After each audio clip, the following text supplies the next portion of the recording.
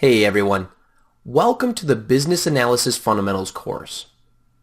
This course is designed for not only those aspiring to become business analysts, but also people that are new to the business analyst role, or those that just want to learn a little bit about what business analysts do and the different knowledge and abilities that they have. My name is Jeremy Asherman and I'll be the instructor throughout the course. You can find out a little bit more about me in the next lecture titled My Story. I'll give you some of my background and some of the reasons that I'm doing some online teaching.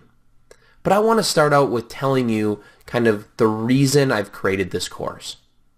So number one, I wish I had this course when I was a starting business analyst. So I got hired right out of college as a business analyst, and I had some base knowledge, some textbook knowledge, but I had no practical experience of how to apply that.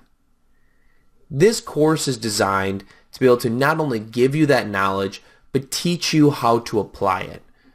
I use all of my experience, all of my knowledge, all of my expertise, and be able to give that to you in this one course. So you have 8+ years of knowledge that I've gained through successful projects and failed projects. There were failed projects.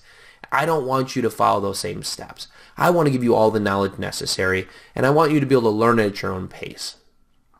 This course will cover everything from the basics of what business analysis is and what a business analyst does, the roles they play, the tasks they complete, and the value they provide to organizations.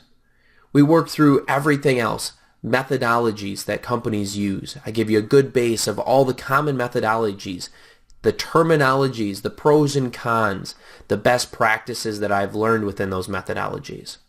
We then work into identifying stakeholders and making sure that you know who these people are that you need to talk to. And once you've identified, being able to assign them responsibilities and make sure that they're accountable to help you in this project. Next, we work into a requirement elicitation. How do you then pull those needs, those business needs and requirements out of those stakeholders and then document them into a business requirements document? We also work through requirement analyzing, which involves modeling your different requirements in data flow diagrams, UML activity diagrams, process flow diagrams, and you name it, we go through it. There's about 10 different diagrams and modeling techniques that we'll cover within this course, as well as different templates that I've created that you can utilize, very professional templates that you can pull down and download and utilize as part of this course on your projects or on your fictitious projects when you want to practice prior to becoming a business analyst. We'll work through testing and the testing phases a business analyst is usually involved in. We'll cover the soft skills on communication and problem solving, facilitating meetings, and things that you need to know to really be a good business analyst. I manage business analysts today, and I recommend this course for anybody in the business analysis field.